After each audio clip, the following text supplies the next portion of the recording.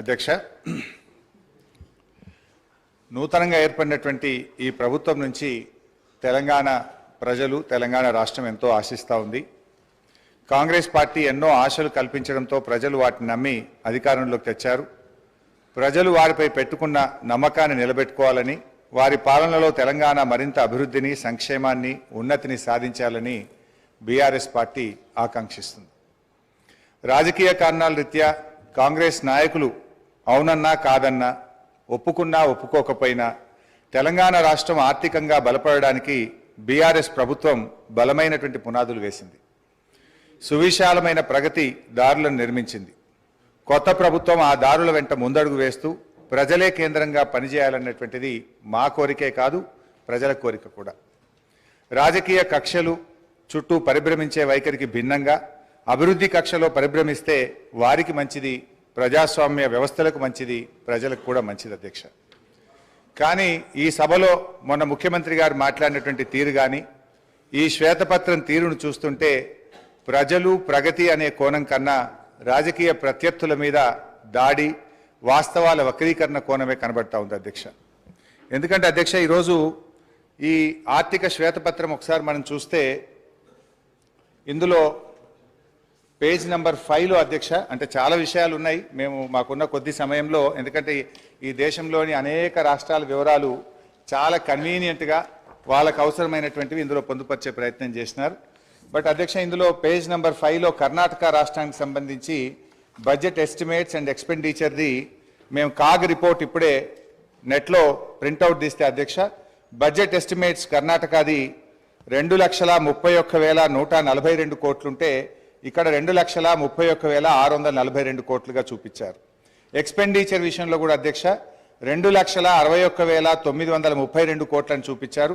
కానీ CAG report నివేదిక ఆధారంగా ఎక్స్పెండిచరు 2,54,525 కోట్లు, అంటే దాదాపు 7,000 కోట్లు ఎక్స్పెండిచర్ ఎక్కువ చూపించినట్టుగా ఈ కాగ్ రిపోర్ట్ను బట్టి చూస్తాం. అంటే మొత్తంగా తప్పుల తడకతోని ఈ వివరాలను వాళ్ళు పొందుపరిచిండ్రు. వాళ్ళు కేవలం ఇదంతా కూడా ఒక గత ప్రభుత్వాన్ని బదనాం చేయాలనేటువంటి ధోరణి కనబడతా ఉంది అధ్యక్ష. అదేవిధంగా ఇందులో ఉమ్మడి ఆంధ్రప్రదేశ్ వ్యయము, తెలంగాణ వాటా అంటే 1956-57 నుంచి 2013-14 వరకు 41.68% ఖర్చు చేసినట్టుగా గంపగుత్త లెక్క తీసినారు. ఇది మనందరికీ తెలుసు అధ్యక్ష. వాస్తవానికి తెలంగాణ ఉద్యమం ఎందుకు వచ్చింది, ఈ పోరాటాలు ఎందుకు వచ్చినాయి, 69లో ఎందుకు పోరాడినాం అంటే తెలంగాణకు నిధులు తెలంగాణ ప్రాంతంలో ఖర్చు పెట్టాలనే జెంటిల్మెన్ అగ్రిమెంట్ను అమలు చేయకపోవడం వల్లనే ఆ రోజు తెలంగాణ ఉద్యమం వచ్చింది. అంటే దాని మీద గతం మీ కాంగ్రెస్ పార్టీయే, అప్పుడున్నటువంటి కాంగ్రెస్ ప్రభుత్వాలు మరి చాలా కమిటీలు వేసినారు. అప్పుడు అప్పటి controller and auditor general Kumar Lalit committee కానీ, supreme court judge Vashishtha Bhargava committee report కానీ, బీపీఆర్ విఠల్ గారి రిపోర్ట్ కానీ, అన్ని రిపోర్ట్లలో కూడా ఏముందంటే తెలంగాణ ఆదాయాన్ని ఆంధ్ర ప్రాంతంలో ఖర్చు పెట్టినారు, తెలంగాణలో ఖర్చు పెట్టలేదని చెప్పి చాలా స్పష్టంగా అనేక రిపోర్ట్లు చెప్పినటువంటి విషయం కూడా మనందరికీ తెలుసు అధ్యక్ష. అందులోనే చూసినట్టయితే ఒకసారి కుమార్ లలిత్ కమిటీ 1956-68 పీరియడ్లో ఒక రిపోర్ట్ ఇచ్చినారు.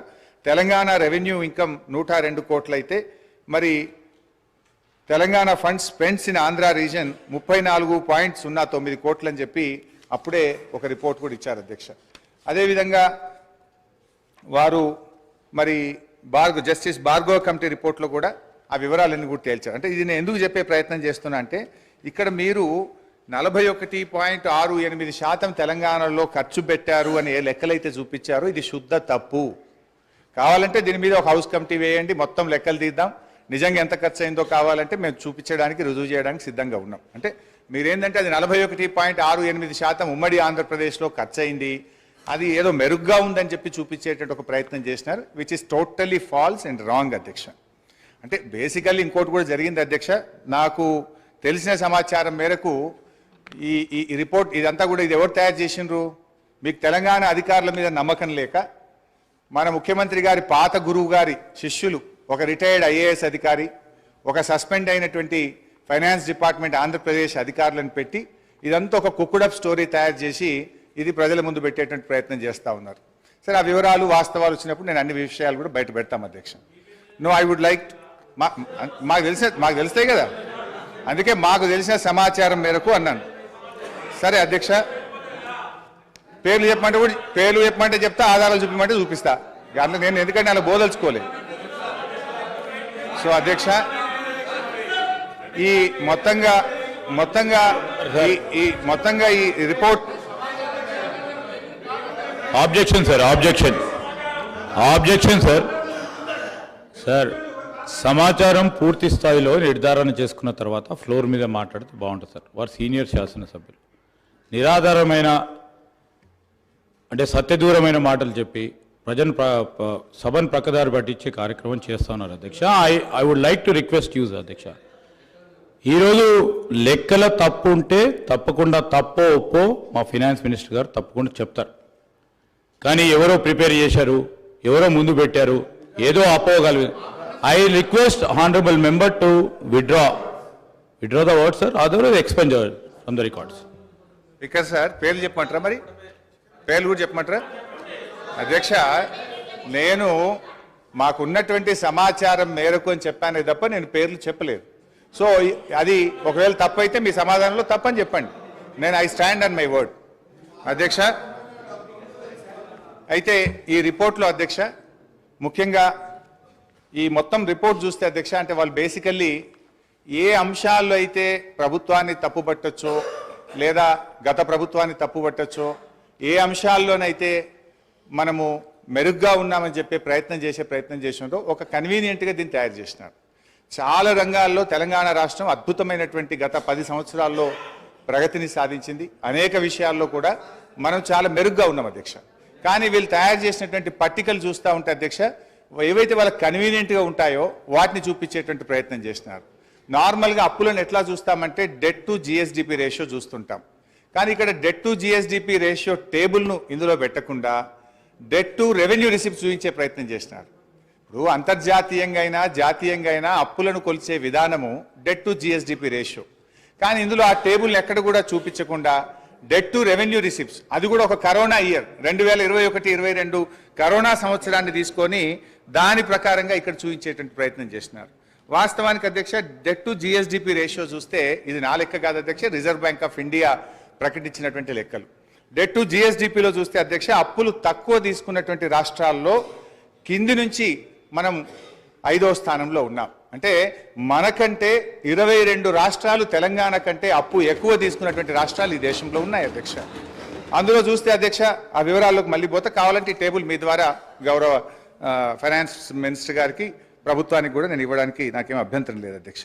అదేవిధంగా అధ్యక్ష, ఇట్లా అనేక విషయాల్లో అప్పుల విషయంలో కూడా వాస్తవానికి మనకంటే ఎక్కువ అప్పులు తీసుకున్న రాష్ట్రాలు కూడా ఉన్నాయి అధ్యక్ష. మొన్నటిదాకా మరి కాంగ్రెస్ పార్టీ అధికారంలో ఉన్నటువంటి రాష్ట్రాలు, రాజస్థాన్ చూస్తే 2022-23 నాటికి 5,37,013 కోట్ల రూపాయల అప్పు.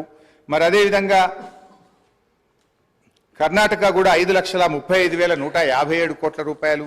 కానీ ఇవన్నీ ఏంటంటే వాళ్ళు ఆ డెట్ టు జిఎస్డిపి రేషియోలో కానీ ఆ సంఖ్య పరిమాణం కానీ చూపించకుండా ఒక కన్వీనియంట్గా ప్రజల్ని తప్పుదో పట్టించే విధంగా ఒక కుక్డప్ స్టోరీ తయారు చేసే ప్రయత్నం చేసినారు అధ్యక్ష.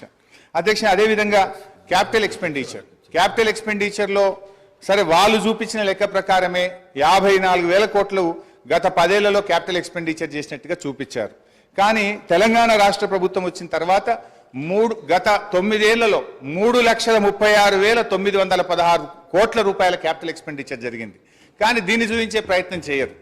అంటే ఇలా ఎంత క్యాపిటల్ ఎక్స్పెండిచర్ జరిగింది, ఎటుపోయింది డబ్బంతా కూడా అంటే రేపు రాష్ట్ర అవసరాల కోసం, రేపటి భవిష్యత్ తరాల కోసం మేము ఆస్తుల కల్పన చేసేటువంటి ప్రయత్నం చేసినాం. కానీ వాళ్ళ దాంట్లో మరి ఇంత పెద్ద ఎత్తున క్యాపిటల్ ఎక్స్పెండిచర్ జరిగింది అని ఆ నివేదికలో చూపెట్టకుండా ఒక పక్షపాతమైనటువంటి నివేదికను చూపెట్టే ప్రయత్నం చేసినారు. ఈ పేపర్ కూడా కావాలంటే మీ ద్వారా వారికి పంపిస్తాను అధ్యక్ష.